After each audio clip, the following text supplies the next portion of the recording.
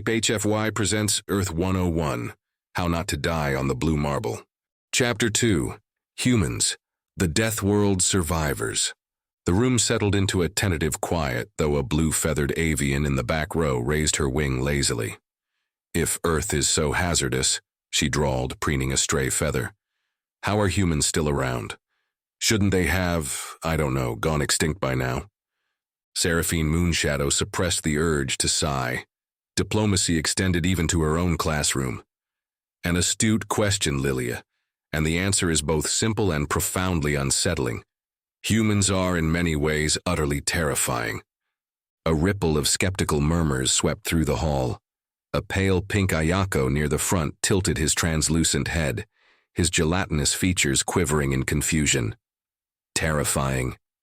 But they look like hairless primates perpetually on the brink of panic. "Precisely," Seraphine replied, beginning to pace gracefully across the dais. "Imagine a species that evolved to chase down prey for hours without rest, to outlast virtually any creature through sheer persistence. A species that sweats to cool itself, can adapt to almost any environment, and possesses both opposable thumbs and an imagination prone to wild invention." The Ayako's features shifted to a murky mauve, a sign of skepticism. "That doesn't sound particularly alarming." Seraphine tapped a slender finger on the lectern, and a holographic image materialized above the students. It depicted a human grinning wildly while wrestling a creature that resembled a scaled draven, only with more teeth and less diplomacy. "Oh, doesn't it?" she asked, arching a delicate eyebrow.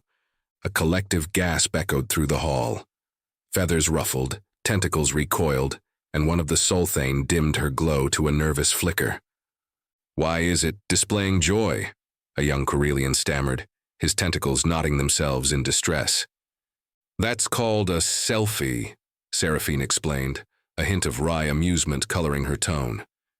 "Humans enjoy documenting their encounters with perilous situations, often to share with others for social validation. It's both impressive and wildly irresponsible." An avian student fluffed her feathers in disbelief. "They willingly engage with predators and then boast about it?" "Indeed," Seraphine confirmed. "Their planet is fraught with dangers, venomous creatures, extreme weather, geological instability, and yet they not only survive but seek out challenges." A Draven student leaned forward, his scales shimmering a puzzled green. "But to what end? Survival instinct should dictate avoidance of unnecessary risks." "One would think," Seraphine agreed, "but humans are driven by something they call curiosity and an insatiable desire to push boundaries." The Ayako raised a tentative appendage. "Is it true they consume toxic substances for recreation?" Seraphine's eyes twinkled. "If you're referring to their penchant for ingesting capsaicin, the chemical that makes peppers hot, then yes, they find the sensation pleasurable." Mutters of astonishment rippled through the class. The Solthane who had dimmed earlier now glowed a shade of alarmed turquoise. "They willingly poison themselves for enjoyment?" "Moderation is not always their strong suit," Seraphine conceded. A tentacle shot up from the back. "Is it also true they expose themselves to high levels of solar radiation to alter their skin pigmentation?" Seraphine sighed softly. "Regrettably, yes. They call it sunbathing.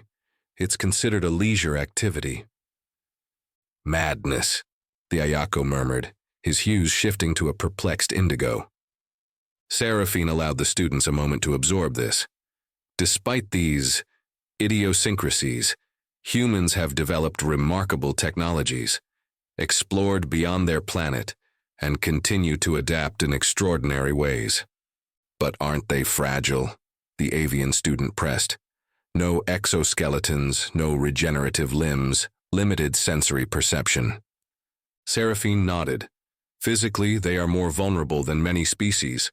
However, their resilience lies in their adaptability and their social structures. They form complex communities, share knowledge across generations, and have a capacity for cooperation that amplifies their strengths." She gestured, and new images appeared. Humans braving Arctic tundras, scaling towering mountains, diving into abyssal depths. They have reached the planet's highest and lowest points, not because they had to, but because they chose to, Seraphine continued. They innovate to overcome their limitations, turning obstacles into achievements. The Draven student shook his head slowly. I must admit, I underestimated them. Many do, Seraphine said kindly, which is why understanding them is crucial, especially for those who may one day interact with humans directly. A soft chime indicated the class was nearing its end. For your assignment, Seraphine announced, I'd like you to research a human extreme sport and prepare a brief presentation on what it reveals about their culture. The students began to gather their belongings, the room abuzz with renewed energy. As they filed out, Seraphine overheard snippets of conversation. Did you see that creature they were wrestling? It looked like it could swallow them whole. What do you think bungee jumping is? I can't believe they eat poison for fun. Seraphine smiled to herself, satisfied. Perhaps now they would begin to appreciate the paradox that was humanity. A species fragile yet formidable, reckless yet resourceful.